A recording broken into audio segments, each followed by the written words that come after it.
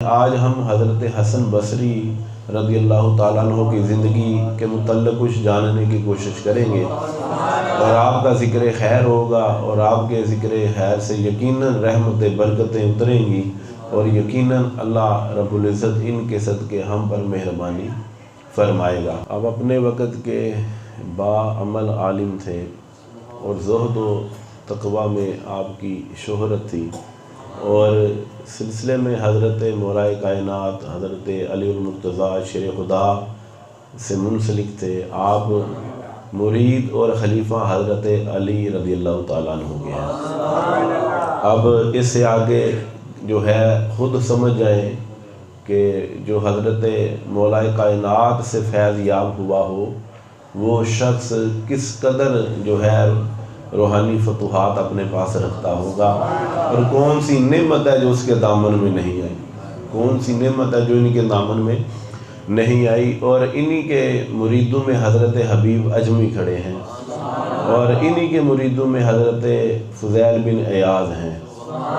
چشتیہ سلسلہ انہی سے فیض یاب ہو رہا ہے اور قادریہ سلسلہ کی تو جان ہے یہ ہر سلسلے کی جان ہے۔ قادری سلسلہ بھی انہی سے ہوتے ہوئے حضرت علی تک ملتا ہے، مگر یہاں پر یہ بھی کہہ دوں کہ ایک فتنہ جو ہے وہ جہلم کے اندر پیدا ہوا اور لوگوں کے عقائد و نظریات کو بگاڑ رہا ہے، جس کو انجینئر آپ کہتے ہیں مرزا جہلمی جاہل۔ اس نے کہا کہ حضرت حسن بصری کا سلسلہ تو ملتا ہی نہیں، یہ ان کے وصال کے اتنے سال بعد پیدا ہوئے اور حضرت مسلم کے وہ حوالے دیتا ہے، جبکہ اس جاہل کو یہی نہیں پتا کہ انہوں نے جو روایات خود جو ہے وہ پیش کی ہیں، جو حضرت علی سے انہوں نے خود سماع کیا ہے، اس کے اوپر جو ہے وہ روایات امام بخاری خود لائے ہیں، لہٰذا اس کے اوپر دلائل الگ سے دیے جائیں گے۔ کبھی ایک موضوع رکھیں گے ان کے سماع کے لحاظ سے جو حضرت امام بخاری سے اور دیگر ائمہ سے بھی ثابت ہے کہ انہوں نے حضرت علی شیر خدا رضی اللہ تعالیٰ عنہ سے جو ہے وہ احادیث سنی اور پھر آگے پہنچائیں، مگر جب ان سے پوچھا گیا کہ آپ حضرت علی کا نام کیوں نہیں لیتے، حضرت علی کا نام کیوں نہیں لیتے، تو آپ نے فرمایا میں اس دور میں ہوں جس دور میں جو ہے ایک حکمت کے تحت چلنا پڑ رہا ہے، کیونکہ حجاج بن یوسف کا وہ دور تھا اور وہ ظالم شخص تھا، قریب 1000 صحابہ کے اس نے جو ہے وہ انہیں شہید کیا تھا۔ اتنا ظالم شخص اپنی تاریخ میں گزرا ہے، تو اس کا دور تھا اور حضرت حسن بصری کا دور ایک ہی تھا، اور اس وجہ سے اور آپ حضرت علی کا نام نہیں تھے لیتے مگر جو ہے وہ حدیث روایت کرتے تھے۔ اور یہاں تک اس نے انکار کیا کہ یہ صرف ایک بدری صحابی کو ملے ہیں، جبکہ ایسی بات نہیں، حضرت علی خود بدری صحابی ہیں کہ نہیں ہے، اور اس کے علاوہ 70 بدری صحابہ سے آپ کی ملاقات ثابت ہے، 70 بدری صحابہ سے آپ کی ملاقات ثابت ہے۔ اس کے علاوہ 120 صحابہ سے آپ نے فیض حاصل کیا۔ تو اگر پوچھا جائے کہ انہوں نے فیض کہاں سے لیا تو سب سے بڑا نام حضرت مولا علی کا ہے، اس کے بعد دیگر بدری صحابہ کا اور پھر حضور کے دیگر صحابہ کا، اور ان سے جو ہے وہ آپ نے فیض حاصل کیا، تو آپ کی تربیت کیسی ہوئی ہوگی۔ اور پھر اس پر یہ دیکھیں کہ ان کی جو والدہ تھیں، ان کی والدہ وہ کنیز تھی حضرت ام سلمہ سلام اللہ علیہا کی، اور ان کے والد ایک صحابی کے غلام تھے۔ بعض روایات میں آیا کہ نکاح کے بعد انہیں آزاد کر دیا گیا یا پھر جو ہے ان کی ولادت کے بعد ان کے والدین کو آزاد کیا گیا، ٹھیک ہے۔ اور یہ حضرت عمر کے دور میں پیدا ہوئے، حضرت حسن بصری حضرت عمر رضی اللہ تعالیٰ عنہ کے دور میں پیدا ہوئے۔ ان کی زندگی کو خاص یاد رکھیں، ان کی زندگی پر بڑے اعتراضات کیے جاتے ہیں جو ہے وہ کہ ان کی سماع ثابت نہیں، یہ ہے وہ ہے، تو میں جو باتیں کر رہا ہوں بڑی تحقیق کے بعد آپ کے سامنے عرض کر رہا ہوں کہ حضرت عمر کے دور میں ان کی ولادت ہوئی اور حضرت عمر کے سامنے جب پیش کیا گیا تو حضرت عمر ہی نے ان کا نام رکھا رضی اللہ تعالیٰ۔ حضرت عمر رضی اللہ تعالیٰ عنہ نے جب دیکھا کہ یہ بڑے حسین ہیں تو جب حسن والے ہیں تو اس لیے ان کا نام حسن رکھا گیا، اور بعد میں یہ 17 سال مدینہ شریف کے اندر رہے۔ اس کے بعد یہ بصرہ کی طرف جو ہے حضرت علی کے ساتھ ہجرت کر گئے۔ جب حضرت علی کا دور آیا 2 سال مدینہ شریف کے اندر وہاں یہ حضرت علی کے ساتھ ہی رہے۔ جب حضرت علی نے اپنا دارالخلافہ بصرہ میں جو ہے وہ کوفہ میں بنایا تو اس وقت یہ بصرہ کی طرف جو ہے وہ ہجرت کر گئے۔ تو لہٰذا 17 سال جو مدینہ شریف میں رہا ہو بندہ، اس کے متعلق کہہ دینا یہ حضرت علی سے ملا ہی نہیں۔ اور حضرت علی اس وقت جو تھے، صحابہ کہتے تھے ہم مومن اور منافق میں فرق ہی حضرت علی کے ذکر سے کیا کرتے تھے، اور حضرت حسن بصری کو پتہ ہی نہ چلا ہو کہ یہ مولا علی ہیں۔ اور دوسری بات اس سے بھی جو ہے وہ بڑھ کر اور عجیب ترین بات ہے کہ جب آپ کی والدہ کام کاج میں لگی ہوتی تو تاریخ میں آیا، یہ حضرت فرید الدین عطار علیہ رحمہ فرماتے ہیں، ان سے یہ روایت میں لے رہا ہوں۔ آپ فرماتے ہیں کہ جب آپ کی والدہ، چونکہ وہ خادمہ تھی حضرت ام سلمہ سلام اللہ علیہا کی، اور یہ مومنوں کی ماں ہیں، حضور کی زوجہ ہیں، کہہ دیں سبحان اللہ، پیار سے صحیح کہیں سبحان اللہ۔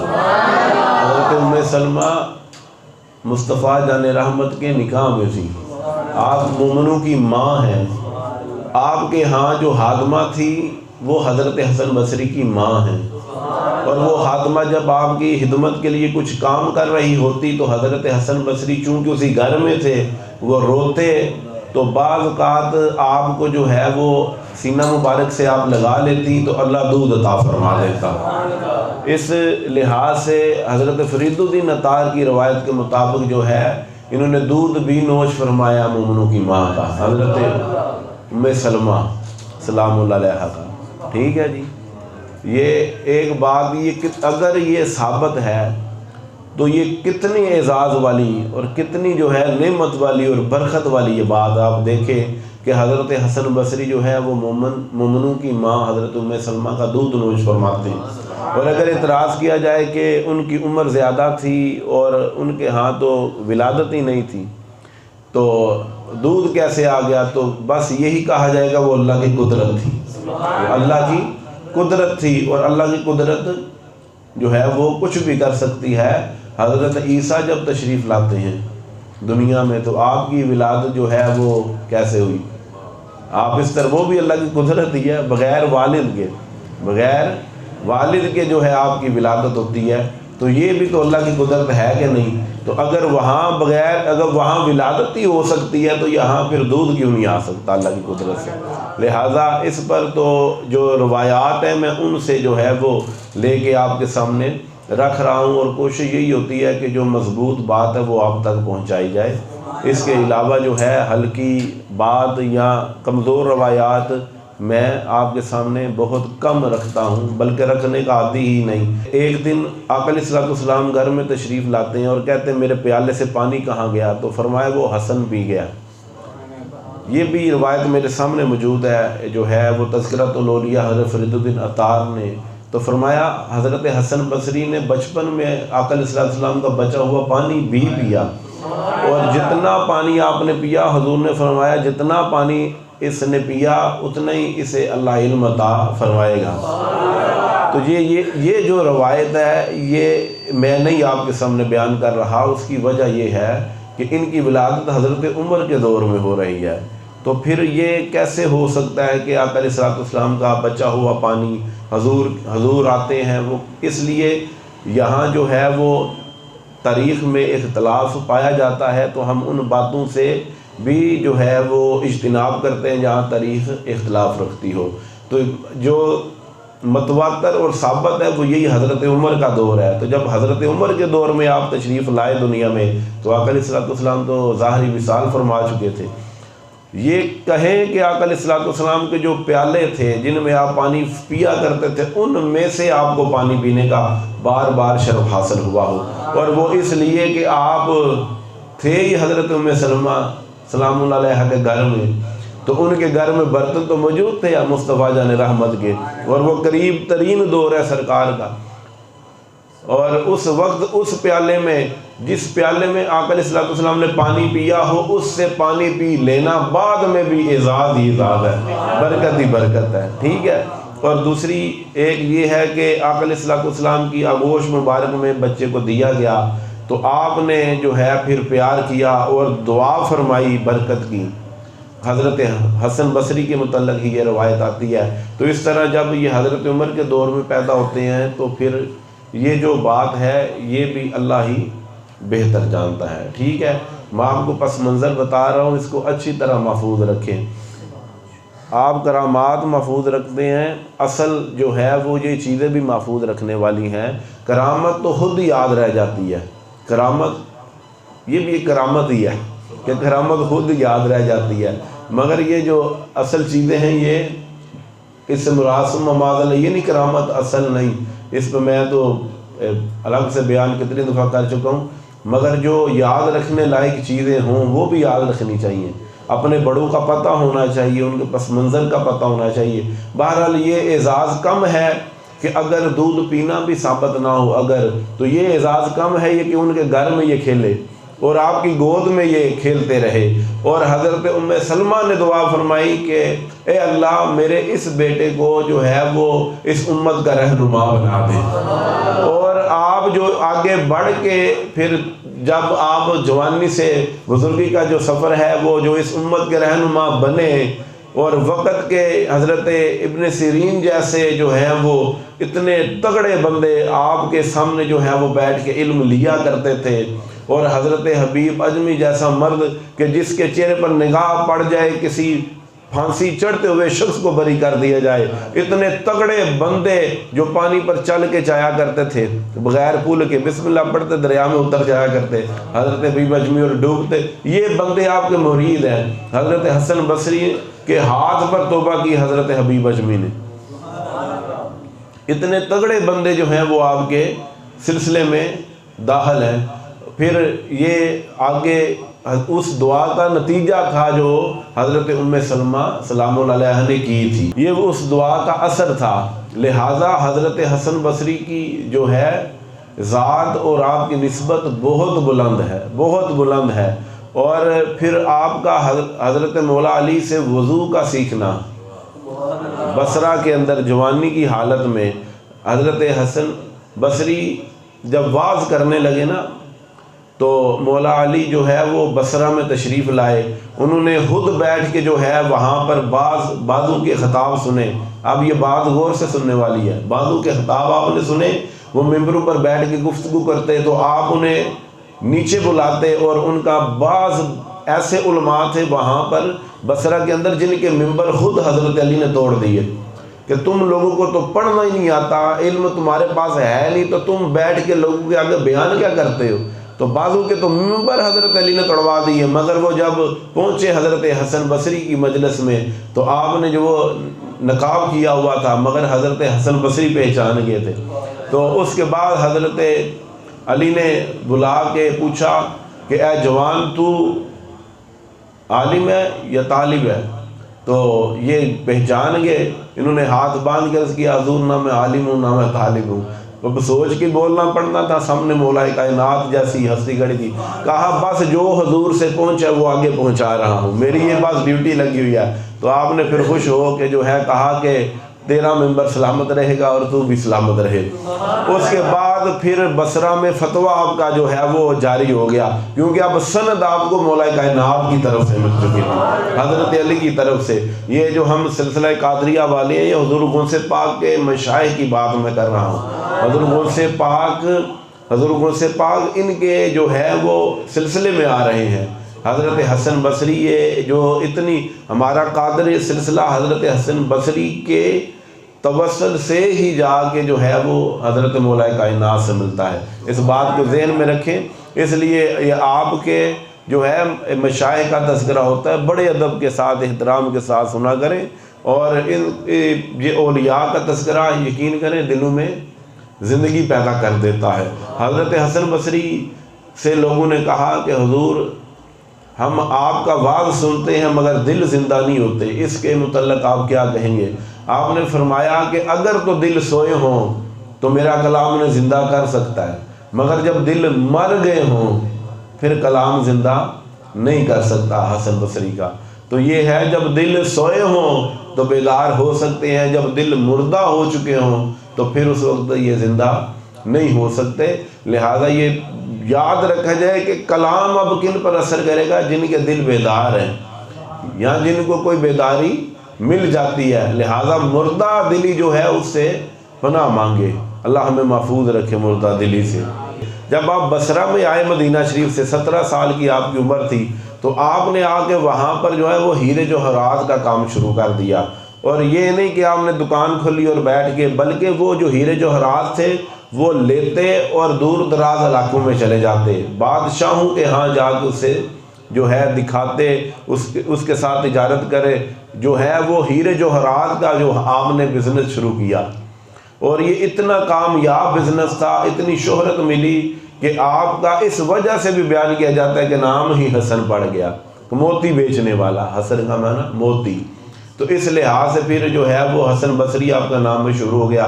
آپ کہتے ہیں کہ ایک مرتبہ میں جب روم میں چلا گیا تجارت کے حوالے سے، تو وہاں میں جا کے اپنے جو ہے وہ تجارت کے معاملے میں مصروف تھا، تو وہاں وزیر آیا، اس نے مجھے کہا کہ آپ ہمارے ساتھ چلیں گے، ہم ایک جنگل کی طرف جا رہے ہیں۔ تو آپ نے کہا، میں بھی چل پڑا۔ تو جب میں گیا تو میں نے جا کے دیکھا کہ وہاں پر ایک شاندار خیمہ نصب ہے جنگل کے اندر، ریشمی خیمہ، اور بہت ہی جو ہے وہ شاندار اور قیمتی خیمہ نصب ہے۔ اور آپ وہاں فرماتے ہیں اور آپ کہتے ہیں کہ جب میں نے وہاں پر دیکھا تو چاروں طرف سے جو ہے وہ افواج آ رہی ہیں، مسلح افواج، اور آگ خیمے کے گرد کچھ کھڑی ہوتی ہیں دیر، کچھ کہتی ہیں اور چلی جاتی ہیں۔ اس کے بعد آپ فرماتے ہیں کہ پھر حکماء اور مشیر آئے، وہ کچھ دیر وہاں پر ٹھہرتے ہیں اور چلے جاتے ہیں۔ اس کے بعد آپ فرماتے ہیں کہ پھر خود جو ہے بادشاہوں کی کنیزیں جو تھی خوبصورت، وہ وہاں پر آئی اور چلی گئی، پھر خود بادشاہ اور وزراء آئے اور چلے گئے۔ حسن بصری کہتے ہیں کہ میں حیران ہوا، کچھ دیر خیمے کے گرد جمع ہوتے ہیں، چلے جاتے ہیں، پہلے فوج آتی ہے، پھر جو ہے حکماء مشیر آتے ہیں، پھر جو ہے کنیزیں آتی ہیں، پھر بادشاہ خود بھی جاتا ہے۔ تو میں نے پوچھا کہ یہ کیا کر رہے ہیں اور یہ جگہ کون سی ہے؟ تو حضرت حسن بصری کو کہا جاتا ہے کہ یہاں بادشاہ کا خوبصورت اور جوان بیٹا جو ہے وہ دفن ہے، اس کو موت نے آ پکڑا، اور جو افواج ہیں وہ آ کے کہہ رہی ہیں کہ اگر تو جنگ کے ذریعے تیری موت کو روکا جا سکتا تو ہم مسلح ہیں، ہم تیری موت کو روک دیتے۔ پھر وہاں پر جو ہے وہ کنیزیں آئیں، اور کنیزوں نے کہا اگر حسن کے ذریعے، حسن دیکھ کر موت جو ہے وہ ٹل جاتی تو ہم اپنا حسن تجھ پر نشاور کر دیتی، تجھ کو موت سے بچا لیتی۔ اس کے بعد حکماء اور مشیر آتے، وہ کہتے اگر طب کی بنا پر موت ٹالی جا سکتی، روپے کے بنا پر موت ٹالی جا سکتی تو ہم تیری موت کو ٹال دیتے، ہم حکمت کے ذریعے تیری موت کو ڈال دیتے۔ اس کے بعد بادشاہ جو ہے وہ خود گیا اور اس نے کہا اگر طاقت کے زور پر اور بادشاہت کے زور پر کسی کی موت روکی جاتی تو اے میرے بیٹے میں تیری موت روکتا۔ یہ ہر سال ہم اس کی وفات کے دن پر آتے ہیں اور یہی ہم تکرار کرتے ہیں اور اپنی بے بسی کا اظہار کرتے ہیں، اور آخر میں کہتے ہیں مگر موت کو کوئی نہیں ٹال سکتا، کیونکہ یہ اس کی طرف سے آتی ہے جس کا حکم ہر ایک کو قبول کرنا پڑتا ہے۔ حضرت حسن بصری کہتے ہیں جب میں نے یہ دیکھا نا کہ اتنی شان و شوکت، ہر طرح کی نعمتیں ان کے پاس تھی، مگر پھر بھی ان کا جوان بیٹا قبر میں پڑا ہوا تھا اور دفن تھا، اس کے بعد میں دنیا سے بیزار ہو گیا۔ اس کے بعد جو بزنس جو تھا وہ اتنے شہرت پر آپ کا پہنچ چکا تھا کہ آپ کا نام ہی کافی تھا اس کے لیے، اور ہیرے جوہرات کا آپ بزنس کرتے امیر ترین ہو چکے تھے آپ اپنے دور میں، اچھی شاہانہ زندگی گزار رہے تھے۔ آپ فرماتے جب میں نے اس کی موت کا سنا پھر میرا جو ہے وہ دل بدل گیا، پھر میرے دل سے دنیا نکل گئی، پھر میں آیا، پھر میں نے گھر کا کونا سنبھالا، پھر اللہ اللہ اور لوگوں کو واعظ و نصیحت شروع کی، اور پھر اللہ اللہ کرنے میں مصروف ہو گیا۔ اب یہاں پر کچھ باتیں ہیں جو ہیں وہ تاریخ میں اور ہمارے بڑوں نے جب لکھی اور ایسی چیزیں سامنے آ جاتی ہیں کہ جن میں تاریخ تو ملتی نہیں ہے، ٹھیک ہے، اگر حضرت حسن بصری کو پڑھیں تو آپ بزرگ تھے اس وقت. یہ جو اب میرے سامنے ایک اور روایت آ گئی، میں ساتھ ساتھ جو ہے وہ روایتیں پڑھتا جاتا ہوں اور اپنی تحقیق بھی میں ایک کتاب سے پڑھ کے نہیں بیان کا. یہ میں نے کتاب اب آ کے پڑھی ہے، میں نے گھر میں تھی اس کی تیاری جو الگ کی تھی، میرے گھر میں جو ہے کتب پڑھی ہوئی ہیں، جو میں دیگر اولیاء کی جو ہے وہ کتب پڑھ کے آیا ہوں، ان سے جو میری تحقیق ہوتی ہے وہ آپ کے سامنے رکھتا ہوں. ایک اللہ والے کی زندگی جو ہے مختلف کتابوں سے میں دیکھتا ہوں، ایک کتاب سے پڑھ کے میں بیان نہیں کرتا. مختلف چیزیں اور تحقیق میرے اپنی ہوتی ہے اس کے لحاظ سے. اس میں بھی یہ روایات موجود ہیں کہ حضرت حسن بصری بیٹھے ہوئے تھے اور اس وقت آپ جو ہے وہ واعظ نہیں تھے فرما رہے، علماء کی کثیر تعداد تھی، علماء کی کثیر تعداد تھی اور حضرت حسن بصری واعظ نہیں تھے فرماتے. تو کہا کہ آپ واعظ کیوں نہیں فرماتے جب تک ایک بوڑھی عورت نہ آ جائے جس کا آپ انتظار کرتے رہتے ہو، جس کا نام رابعہ بصری ہے، وہ جب تک نہ آئے آپ واعظ نہیں فرماتے. تو آپ فرماتے تھے کہ بھائی میرے پاس جو غذا ہے وہ ہاتھیوں کی ہے اور ہاتھیوں کی غذا چونٹیوں کو نہیں دی جاتی، ہاتھیوں کی غذا چونٹیوں کو نہیں دی جاتی، جب تک رابعہ نہیں آتی میں واعظ نہیں کرتا. اب یہاں پر جو ہم تاریخ دیکھتے ہیں تو اس کے اندر حضرت حسن بصری جب 70 سال کی عمر میں تھے تو حضرت رابعہ بصری کی عمر اس وقت 31 سال تھی. تو اس لحاظ سے عمر کے لحاظ سے تو بزرگ حضرت حسن بصری تھے، حضرت رابعہ بصری تو بزرگ نہیں تھی. تو یہ کہا جانا کہ بڑھیا جب تک نہیں آتی، تو یہ جو ہے پھر یہ نہیں ہوتا کہ روایات بھائی آپ کے پاس جو علم پہنچ رہا ہے وہ میرے ذریعے پہنچ رہا ہے. آپ کے کچھ سورسز ہوں گے علم لینے کے، میں نے جتنی کتابوں سے علم لیا وہ میرے سورسز تھے، ٹھیک ہے، یہ میرا دائرہ تھا. اب جو اس کا مطالعہ مجھ سے زیادہ وسیع ہے، ظاہر بات اس کے پاس اور چیزیں ہوں گی. اس دور میں جو چیزیں لینی اور پرکھنے اپنے ایک انداز کے ساتھ تھا، مگر جب جو اس کے جدید طریقے آگے اور مختلف طریقوں سے یہ دیکھا جا سکتا تھا اور سارا جو مختلف کتب سے علم کو نکال کر بھائی کسی نے کوئی واقعہ ایک بیان کیا اس کو لکھ لیا، کسی نے بعد میں یہ جمع کیے گئے تو مختلف چیزیں سامنے آئیں. اس وقت جو تھا یہ پتہ چلا کہ یہاں پر جو ہے تاریخ آپس میں ٹکرا گئی ہے، تو روایات کو تو بیان کر دیا گیا اولیاء کی طرف سے، ٹھیک ہے، اور ساتھ جو ہے وہ تاریخ اور وفات کا بھی لکھ دیا گیا، اور تاکہ جو چیز ان تک پہنچی تھی وہ آپ تک پہنچ جائے.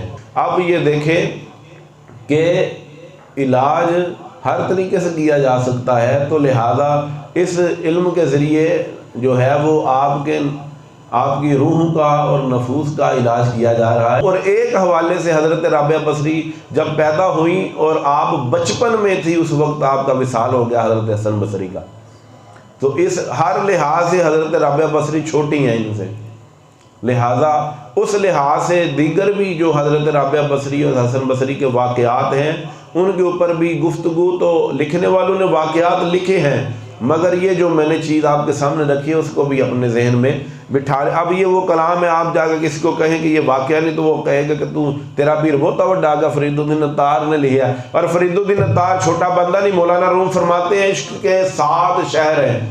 کتنے؟ عشق کے 7 شہر ہیں. مولانا روم نے فرمایا میں عشق کے پہلے شہر کے دروازے پہ کھڑا ہوں اور فرید الدین عطار وہ بندہ جس نے 7 شہر گھومے ہوئے ہیں، جس نے 7 شہر گھومے. یہ اس بندے کی روایات میں آپ کے سامنے پڑھ رہا ہوں، یہ اس بندے کو آپ کے سامنے جنہوں نے عشق کے 7 شہر جنہیں چپا جناب علی چھانٹے جناب علی وہ فرید الدین عطار جو قبر میں گئے تو اللہ مہربان اور ہو گیا، اور وہ مہربانیاں دیکھنے والی تھی کہ قبر میں کیا کیا مہربانی حضرت فرید الدین عطار کی زندگی پر بھی اب حق بن گیا کہ گفتگو کریں کہ جن کی کتاب سے اتنا کچھ بتایا اب ان کی زندگی کو بھی بتائیں. لہذا میں یہ نہیں کہتا کل کو کہ جی آپ کے پیر زیادہ ان سے بڑے آگے، ہم تو ان کے نوکر ہیں بھائی، وڈے شڈے کوئی نہیں، پر جو تاریخ کا اختلاف ہے وہ بیان کرنا بھی میرا حق ہے. وہ چیزیں مجھے تک پہنچ رہی ہیں اور ادب کے ساتھ پہنچا رہا ہوں، میں کوئی اعتراض نہیں کر رہا. اب آگے آپ کے جو سبق آموز جو ہے ملفوظات ہیں تھوڑے سے وہ پڑھ لیں۔ ایک مرتبہ آپ واز فرما رہے تھے، کثیر لوگ جو تھے آپ کے اجتماع میں موجود تھے اور خوش ہو رہے تھے، اور اس وقت آپ بھی بے حد خوش تھے۔ تو بعد میں پوچھا گیا کہ حضور کہ آپ کثرت کی وجہ سے خوش ہوتے ہیں، جب محلوق زیادہ آتی ہے، کثرت ہوتی ہے، آپ تب خوش ہوتے ہیں؟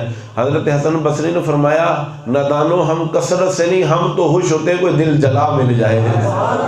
ہم تو اس وقت خوش ہوتے ہیں جب محفل میں کوئی دل جلے آ کے بیٹھ جاتے ہیں۔ آج میری خوشی اس دل جلے کی وجہ سے ہے، یعنی جن کے جو سوختہ دل ہو گئے، سوختہ جاں ہو گئے، جن کے دل اللہ کی محبت میں جو ہیں وہ دنیا سے جو ہیں وہ الگ تھلگ ہو گئے، وہ دل جلے۔ پھر فرمایا گیا کہ یہ بڑی بات ہے، فرمایا مسلمان، آپ نے فرمایا دین کی اساس کے متعلق آپ سے سوال کیا کہ دین کی اساس کیا ہے؟ اچھا جی، دین کی اساس کے متعلق آپ کو پوچھا گیا کہ دین کی اساس کیا ہے، تو کیا خوبصورت آپ نے جواب دیا، آپ نے فرمایا تقوی۔ کیا فرمایا؟ دین کی اساس مسلمانوں کے لیے تقوی ہے، اور آپ نے فرمایا کہ تقوی جو ہے وہ ضائع ہو جاتا ہے۔ پوچھا گیا کس وجہ سے؟ فرمایا جب بندہ لالچ میں پڑ جائے تقوی زائل ہو جاتا ہے۔ تقوی، اب لالچی شخص ہو اور صاحب تقوی ہو، یہ نہیں ہو سکتا جناب علی۔ صاحب تقوی وہ ہوگا جس میں لالچ نہیں ہوگی، جس میں لالچ نہیں ہوگی بلکہ سخاوت ہوگی۔ لالچی شخص لازم ہے کنجوس بھی ہو سکتا ہے، لالچی بھی ہو اور کنجوس بھی ہو، یہ لازم نہیں، مگر یہ چونکہ برائی کو کھینچتی ہے اس لیے کہہ رہا ہوں، ٹھیک ہے۔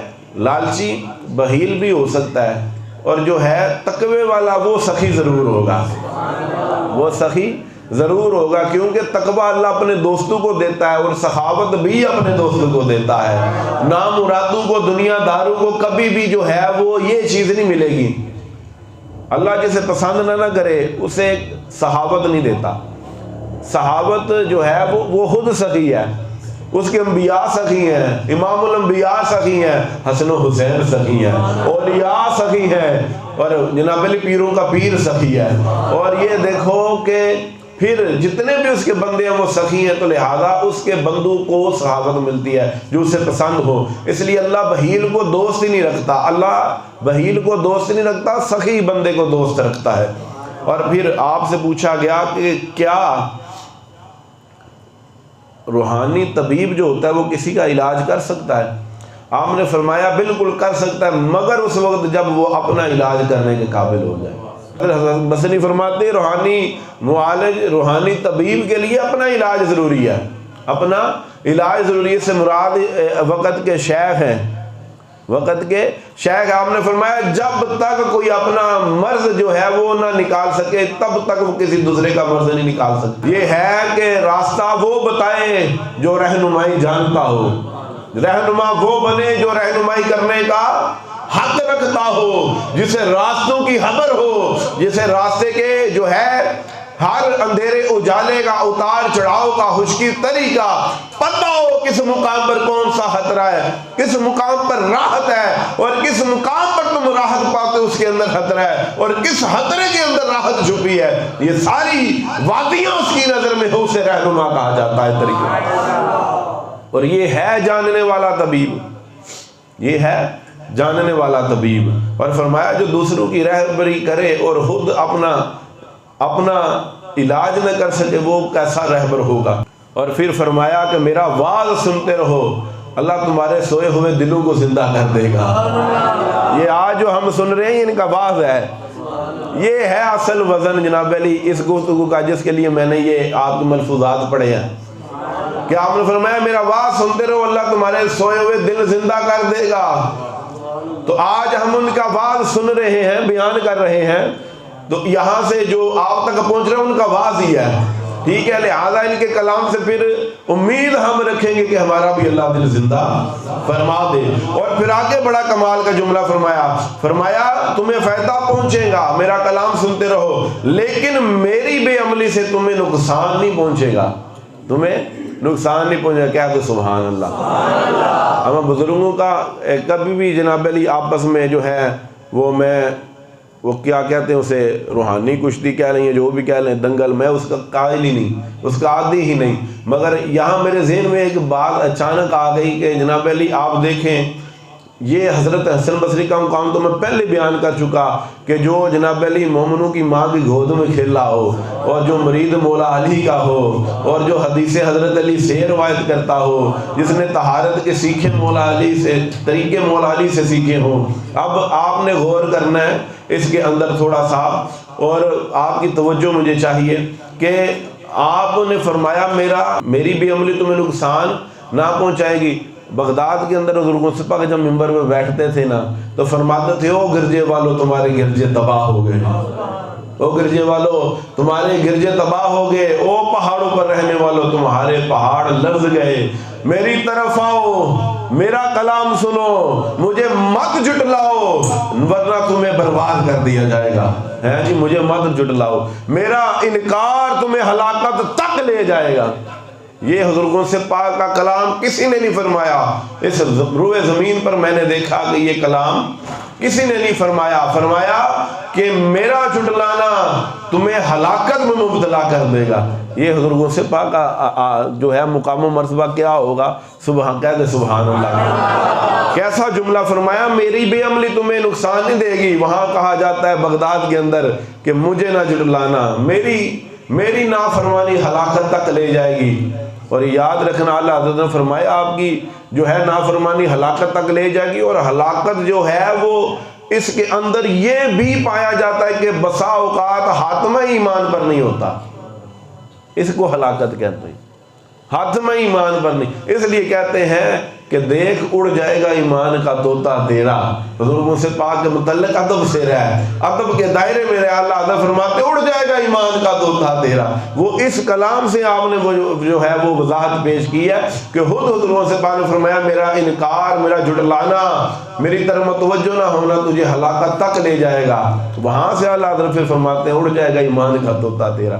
کیسا جناب علی پیر ہے بغداد کا، ہے جی، جس کی شہنشاہی آج بھی قائم ہے، سبحان اللہ۔ فرمایا کہ ہم بعض لوگوں کے مجلس میں بیٹھتے ہیں، وہاں خدا کا خوف اتنا بیان کی جاتا ہے ہمارے دل ڈرتے ہیں۔ آپ نے فرمایا تو اس مجلس کو لازم پکڑ لو جہاں دل ڈر جائے، اللہ کا خوف جہاں پر ملے اس مجلس کو نہ چھوڑنا، کیونکہ جو یہاں ڈرتا ہے اسے وہاں ڈرایا نہیں جائے گا، اور جو یہاں نہیں ڈرتا اسے وہاں ڈرایا جائے گا، اسے وہاں ڈرایا جائے گا۔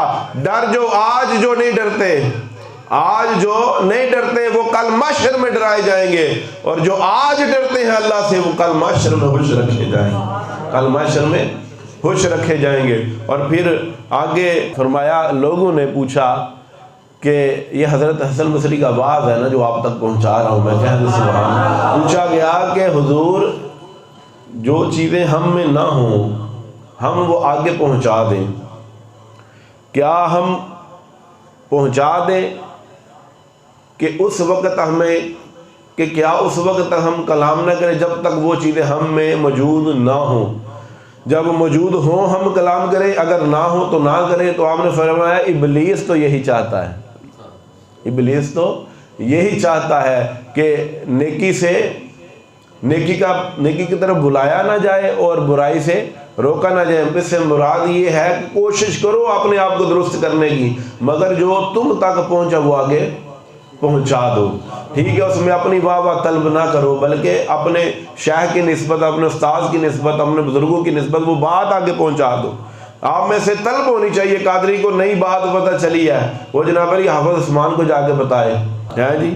پھر فرمایا کہ آپ کا واعظ بعض لوگ صرف اعتراض کی نیت سے سنتے ہیں، سن لو حضرت حسن بصری کے کلام سے اعتراض نکالا جا رہا ہے جی، جن کو بولنا مولا علی نے سکھایا تھا۔ یہ دیکھو کہ جو حضرت علی کے ساتھ رہے ہوں 17 سال، اور ان کا عالم کیا ہوگا۔ پھر یہاں پر کہا گیا کہ آپ کے واعظ کو صرف اس لیے سنتے ہیں کہ اسے اعتراض نکالے جائیں، تو آپ نے کیا خوب جواب دیا، آپ نے فرمایا نکتہ چینیوں سے تو لوگوں نے، نکتہ چینیوں سے تو جو ہے وہ اللہ نہ بچا، لوگوں نے اللہ کے متعلق نکتہ چینیاں کی، تو حسن کے متعلق آپ نے تو کیا عجب ہے۔ اس لیے میں اس سے متاثر یا اس سے غضبناک نہیں ہوتا کوئی میری تعریف کرے یا میری بد تعریفی کرے، میں کلام اللہ کی رضا اور جنت کی طلب کے لیے کرتا ہوں، جنت کی طلب کے لیے کرتا ہوں۔ اب یہاں سے ایک عجیب معاملہ ہے کہ جناب جو فقر والا ہوگا وہ جنت کا سوال کرے گا تو یہ سب یہ فقیر نہیں ہے مولوی، یہ فقیر نہیں ہے مولوی ہے۔ مصطفیٰ جان رحمت نے کہا اللہ سے 3 دفعہ جنت مانگو، جنت خود کہتی ہے مولا اسے مجھ میں بھیج۔ 3 دفعہ جہنم سے پناہ مانگو، جہنم خود کہتی ہے مولا اسے مجھ سے بچا۔ مصطفیٰ کہے جنت الفردوس کا سوال کیا کرو۔ فقیروں کا مطلب یہ ہے کہ طلب جو ہے، خواہش جنت میں عبادت نہ ہو، اللہ کی خواہش میں عبادت ہو، مگر جو ہے وہ جنت کی طلب رکھنی چاہیے اور جنت کو مانگنا چاہیے، حکم رسول ہے۔ اور جنت کی حب رکھو کہ یہ مومنوں کے لیے ہے، جنت کی محبت رکھو، بس اس محبت پر اللہ کی محبت غالب رہے۔ جنت میں اس لیے جائیں گے وہاں مصطفیٰ جان رحمت کا دیدار ہوگا، معاشر میں اس لیے آئیں گے وہاں انبیاء علیہ السلام ہوں گے، اور جنت میں رہیں گے اس لیے وہاں اللہ رب العزت کا دیدار ہوا کرے گا، دیدار ہوا کرے گا۔ ہاں جی، ایک حدیث میں آتا ہے اللہ رب العزت جنتیوں سے پوچھے گا کہ تم خوش ہو، تمہیں کیا چاہیے؟ جنتی کہیں گے ہمیں اور کچھ نہیں چاہیے، اتنی نعمتیں دیں، اتنا جو ہے وہ یہاں کے جو مناظر دیکھے، ہم تجھ سے راضی ہیں۔ اس کا مفہوم عرض کر رہا ہوں، طویل حدیث ہے، ہم تجھ سے راضی ہیں، ہمیں اور کچھ نہیں چاہیے، ہم تجھ سے اور کیا مانگے کہ اتنی نعمتیں تو نے ہمیں دی۔ تو اس وقت رب جو ہے وہ پردہ ہٹا دے گا۔ ہاں جی، اس وقت رب کہے گا جنت تساں دیکھی نا، ہاں جی جنت اسڑ بھی دیکھے، ہن جنت والے نوں بھی دیکھو۔ تو جب جنتی جنت کو دیکھنے کے بعد جنت والے کو دیکھیں گے، اس وقت پھر جنت والے کا مزہ آئے گا، جنت کا اور ہوگا۔ ہاں جی، جنت کا مزہ اور ہو جائے گا۔ اور پہلے جو بیویاں تھیں نا، جاتے ہوئے دیکھ جنت کے بازار کی طرف جب جاتے ہوئے ان کے چہرے دیکھیں گے اتنے حسین ہوں گے کہ ظاہر بات ہے جنتیوں کے چہرے حسین ہوں گے، مگر جب وہ پلٹ کے آئیں گے اس سے بھی حسین ہوں گے۔ تو بیویاں کہیں گی جنتی کہ جاتے ہوئے چہرے پہ یہ حسن نہیں تھا، اب آتے ہوئے کیسا حسن ہوا؟ وہ جنتی کہیں گے کہ بس محبوب کی تجلی نے روشن کر دیا، محبوب کی تجلی نے۔ اور جنت کا سوال آیا، بات آئی تو حضرت حسن بصری سے جنت عدن کے متعلق سوال کیا گیا کہ یہ کیا ہے اور اس کے متعلق کچھ ارشاد فرمائیے۔ آپ نے فرمایا جنت عدن کے محلات سونے کے ہیں، اور اس میں آپ نے فرمایا کہ صرف انبیاء، صدیقین، شہداء، عادل بادشاہ اور انبیاء کے علاوہ کوئی نہیں ہوگا۔ پھر سن لیں، جنت عدن آپ فرماتے ہیں کہ اس میں نبی اکرم صلی اللہ علیہ وسلم تشریف فرما ہوں گے، صدیقین ہوں گے، شہداء ہوں گے، عدل کرنے والے بادشاہ۔ کتنے یار مقدر، یہ جن کو بادشاہت ملی ہے کبھی یہ پڑھ لینا تو جناب علی ساری زندگی عدل پر رہیں، چاہے اپنی چمڑی ان کی اتر جائے، کیونکہ یہ کم اعزاز ہے، عدل کرتے رہو اور مصطفیٰ جان رحمت کے سائے میں رہو۔ پھر آخر میں طالبوں کے لیے ایک نصیحت کر کے جو ہے وہ درود و سلام کی طرف آ جاتے ہیں۔ اب فرماتے ہیں کہ آگے مصنف لکھتے ہیں کہ آپ کا ایک مرید خاص تھا اور اس پر یہ کیفیت طاری ہوتی کہ جب کو وہ آیات سنتے قرآن کی تو وہ بے ہوش ہو جاتے، فوراً بے ہوش ہو جاتے، اور آپ پر کیفیت طاری ہوتی اور آوازیں نکلتی۔ اس کیفیت میں آپ کا ایک مرید تھا، وہ جب قرآن کو سنتا اس بے ہوش ہو جاتا اور اس وقت حالت میں آوازیں نکلتی۔ یہ یارانہ طریقت کے لیے خاص جملہ ہے۔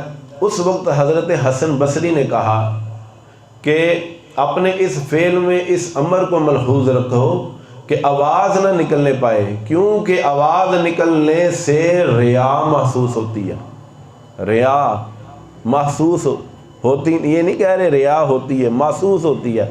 اس سے بھی بچنا ہے جو چیز محسوس ہو، اس سے بھی بچنا جو چیز محسوس ہو۔ فرمایا جو آواز اب جب ذکر رک جاتا ہے، بعض بندوں کی آوازیں عجیب و غریب نکلتی ہیں، وہ بے بس ہوتے ہیں اس وقت، مگر اس کو بھی ضبط کرنا چاہیے آپ کو۔ ضبط کے بعد جڑا مٹکے تو چھلکے وہ ہو رہے کھڑکے نہ، بس مٹکا چھلکنا چاہیے، کھڑکنا نہیں۔ اگر چھلکتے ہوئے کسی کی آوازیں نکلیں تو وہ چھلک رہا ہے، کھڑک نہیں رہا، مگر جس کا بھرا ہی نہ ہو یا جس کے 2 گھونٹ پانی ہو وہ جناب علی چھلکنا شروع کر دے، اس کی جو ہے وہ جو چھلکاں تے ڈلکاں اندر تک گرندیاں ساریاں باہر نہیں آندیاں۔ لہٰذا جو آپ ذاکرین آپ کے لیے خاص ہے.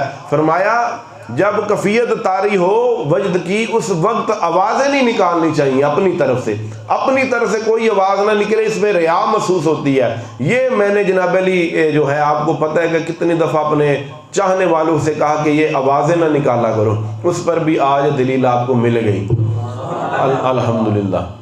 الحمدللہ کہہ دی. جب میری کوئی بات پر دلیل مل جائے کرے تو الحمدللہ کہا کریں، اور یہ اس لیے کہا کریں کہ اللہ کا شکر ہے کہ وہ آپ تک صحیح بات پہنچا رہے. اب آگے فرمایا کہ اگر کسی پر وجد طاری نہ ہو وہ قصدن کر لے. یہ حضرت حسن بصری کا جملہ، یہ چونکہ ان کا جو لیول تھا، ان کا جو زمانہ تھا، وہ جناب علی دیکھ لیں تابعین کا زمانہ، صحابہ کا زمانہ، اور 120 صحابہ سے آپ ملے. آپ نے فرمایا جس پر وجد طاری نہ ہو وہ قصدن طاری کر لے. آپ نے فرمایا اس پر کوئی نصیحت بھی اثر نہیں کرے گی، وہ الٹا گناہ گار ہوگا جو خود وجد طاری کرتا. اور پھر فرمایا جو شخص روتا نہیں قصدن روتا ہے، آپ نے فرمایا اس کا رونا شیطان کا رونا ہے.